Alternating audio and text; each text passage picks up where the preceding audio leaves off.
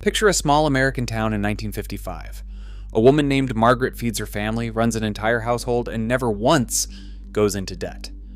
No credit card, no budgeting app, no second income, just 8 ordinary habits so routine that nobody even thought to name them. We are counting them down, and secret number 1 reveals why they all quietly disappeared. And it was not because they stopped working. It starts in Margaret's kitchen. In 8th place, Margaret cooked every meal entirely from scratch. On her kitchen counter sat the worn, binder-style 1950 edition of the Betty Crocker Picture Cookbook, a trusted guide for millions of homemakers. Cooking was not a trendy lifestyle choice, it was simply how families ate. Flour, butter, eggs, potatoes, and seasonal vegetables formed the weekly menu, long before packaged convenience foods became the supermarket default.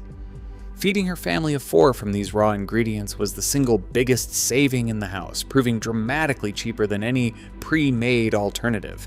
It was a gentle, daily rhythm of peeling, kneading, and simmering that kept her budget secure.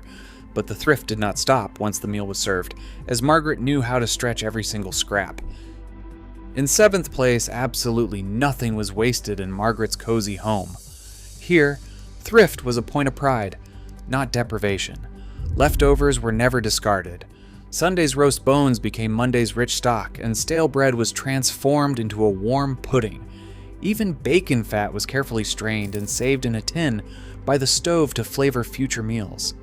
This cycle of care extended beyond the kitchen. Worn trousers were patched, outgrown coats remade for younger siblings, and the tiniest fabric scraps became beautiful family quilts. Extending the life of every household item was a quiet art that kept the budget secure, but stretching what she bought was only half the secret.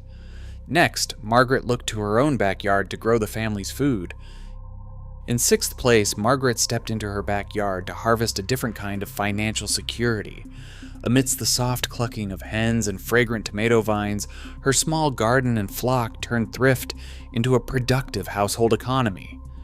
Guided by United States Department of Agriculture Extension pamphlets, she knew that just 3 hens could lay 750 eggs a year, supplying the family and leaving a surplus to sell. This was her EGG money, discretionary cash she kept in a kitchen jar, providing personal financial freedom without touching the main budget. Growing her own food cut grocery bills by 20%, proving that a yard could be a powerful income generator. But when actual paper cash did enter the home, Margaret kept it under strict, highly visible control. In 5th place, Margaret managed her entire household using only crisp green bills and silver coins. Every payday, her husband's factory wage was carefully divided into labeled paper envelopes or small tin cans kept in the kitchen shelf. One for milk, one for coal, and another for savings. If an envelope ran dry before the end of the month, any extra wants simply had to wait. There was no swiping a card to bypass the budget. This physical boundary kept money tangible and highly visible. By counting out physical dollars at the grocery counter, she remained deeply connected to the value of her family's labor. It was a simple, unbreakable rule that kept debt entirely out of her home. This secret marks a beautiful turning point in our countdown.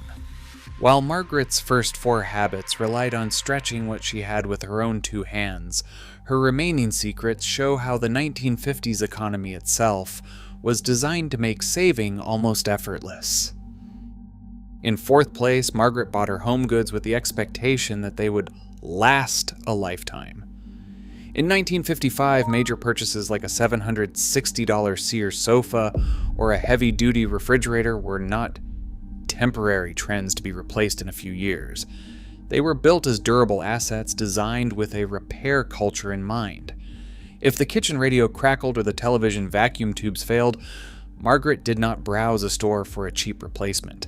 Instead, she called the neighborhood repairman, whose shop was likely just down the street, or her husband fixed it using a simple kit. Things were built to be opened, understood, and mended, making maintenance a normal, affordable part of homeownership. This expectation of lifelong quality saved families thousands in the long run. But some of Margaret's smartest savings relied on a daily visitor who arrived right at her front doorstep. In 3rd place, Margaret's thrift was woven into the very geography of her neighborhood. The morning clink of glass bottles on the porch was a promise of zero waste, as the milkman collected yesterday's empties to wash and refill.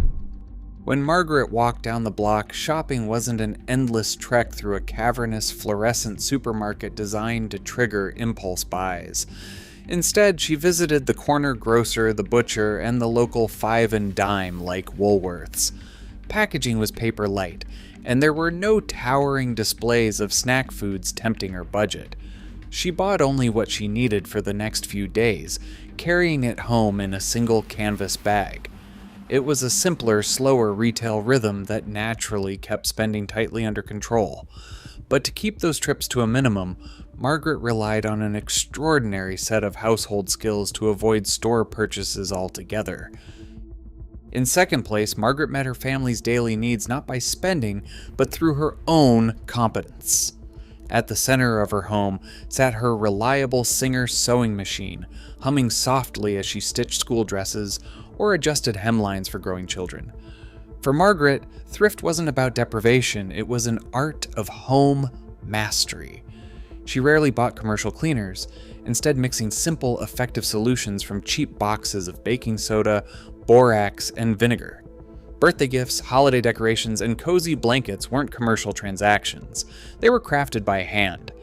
Her practical skills substituted for spending, keeping everyday household expenses remarkably low.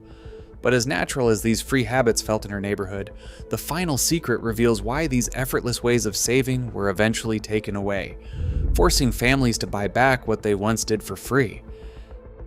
And finally, in first place, the ultimate secret of the 1950s home is that saving money was free until someone found a way to sell it back to us.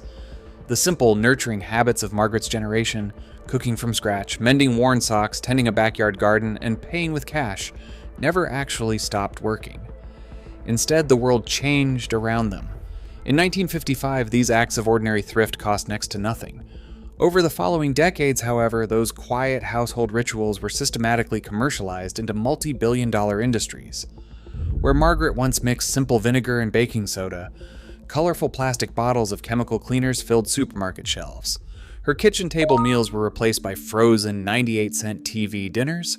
Her sewing machine fell silent under the rise of cheap, disposable fast fashion, and her physical cash envelopes were replaced by a wave of credit cards. The modern economy began to profit when families bought things instead of making them. It answers the great question of her era. Families like Margaret's did not possess some rare, superhuman discipline, but rather lived in an economic environment that made saving the default choice. Looking back at Margaret in her cozy, sunlit kitchen, coin purse in hand, we find a family held together by the gentle rhythm of daily competence. Her household was secure in ways that had nothing to do with spending. Why not try just one of Margaret's cozy habits this week?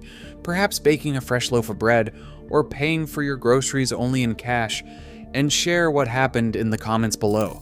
To keep exploring these forgotten chapters of daily history, subscribe to our channel. These daily rhythms cost almost nothing, yet they kept families wonderfully secure. They remind us that thrift wasn't about sacrifice, but quiet independence. Try practicing just one of these habits for a week, and share what changed in the comments. Subscribe for more forgotten history.